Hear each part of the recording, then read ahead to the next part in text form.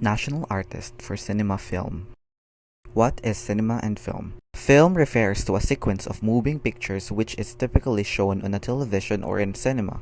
Filmmaking became an industry in the Philippines during the 1950s. However, the 1970s was considered to be a remarkable era in the history of cinema in the Philippines. During this decade, the Academy started to produce a new breed of filmmakers, thanks to the increasing numbers of Philippine schools offered to mass communication. It was also during this time when the intellectual were attracted to Filipino films, partly because of the influence of nationalist movement in searching for a unique Filipinos' identity for film. 7 famous national artists in cinema and film. Lamberto V. Avellana. Lamberto V. Avellana was born on February 12, 1915 and died on April 25, 1991. Pinanganak po siya sa Bontoc Mountain Province, Philippine Islands. Avellana studied at Ateneo de Manila where he became a teacher and aspired to promote Filipino theater. As a filmmaker, he developed a style where the camera was used to present a point of view. His contribution in contemporary arts was he was the first to use the motion picture camera to establish a point of view, a move that revolutionized the techniques of film narration. Lamberto V. Avellana was tagged as the boy wonder of Philippine movies as early as 1939. Kaderong Pilak was the first film by a Filipino filmmaker shown on Cannes International Film Festival. His works were recognized worldwide with awards such as Grand Prix at the Asian Film Festival in Hong Kong for Anak Dalita 1956, Best Director of Asia Award in Tokyo for Bajau.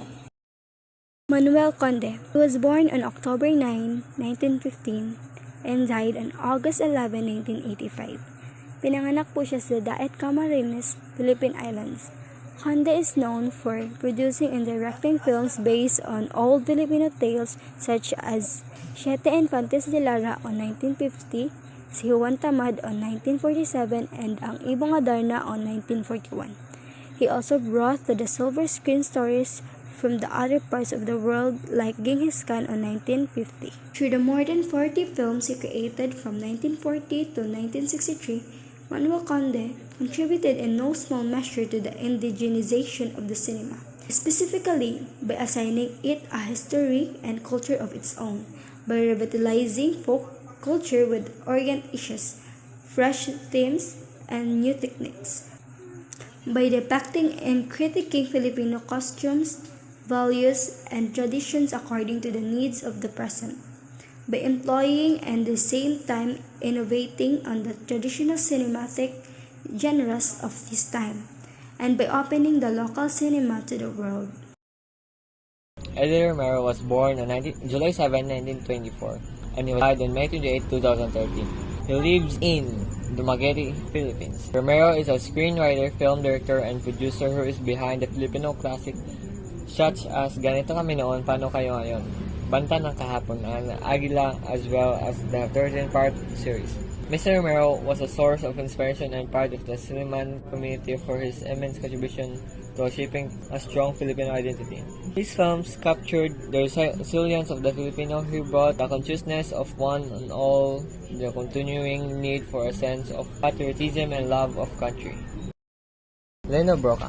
Leno Broca was born on April 3, 1939, and he was died on May 22, 1991. He lives in Pilar, Sorsogon, Philippines. Leno is recognized for his film, which explores the lives of people in the marginalized sectors. His films which include Kinimbang Kangunit Kulang, 1974, Insyang, 1976, Bona, 1980, and Manila sa Mga Kuko ng Liwanag, 1975. Garnered recognition not only in the country but also around the world. Aside from films, Broca directed for theater organizations such as the Philippine Educational Theater Association or PETA and the Concerned Artists of the Philippines or CAP. In 1983, Broca created the organization Concerned Artists of the Philippines CAP. He leads for 2 years.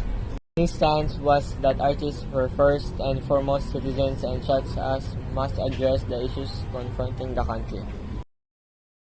Gerald De Leon was a famous filmmaker who was born on 12 of September 1913 in Manila, Bulacan. He died on July 25, 1981. His wife's name is Pili Balejo and he graduated on University of Santo Tomas.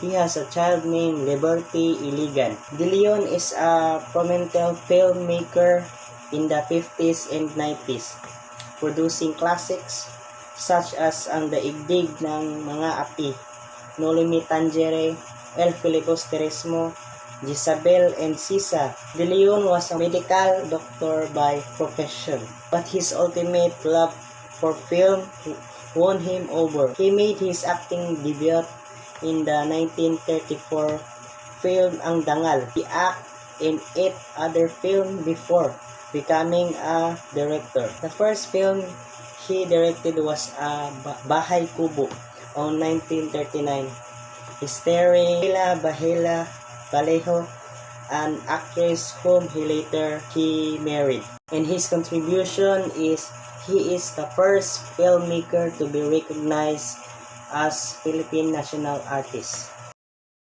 Ishmael Bernal, born on September 30, 1939 and lived in Manila, and he died on June 2, 1996 because of heart attack. He graduated on University of the Philippines, and he has award for Metro Manila Film Festival Award for the Best Director. Bernal was hailed as the genius of the Philippine cinema. He is known for directing film, the projects, the realist of the Filipinos. His films such as Himala on 1982, City After Dark on 1980, Nunal sa Tubig on 1976 are social commentaries that reflect the struggles of the people and aim to address the issue such as censorship and justice to be oppressed. He was recognized as the director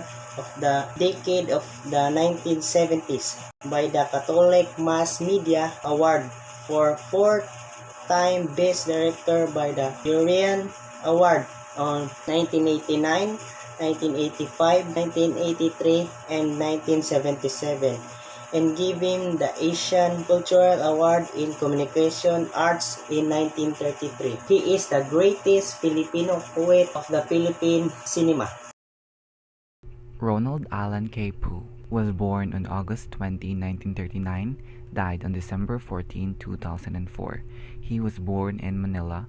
Ronald Allen K. Poo, popularly known as Fernando Poo Jr., was a cultural icon of tremendous audience impact in cinema's artist and craftsman as actor, director, writer, and producer.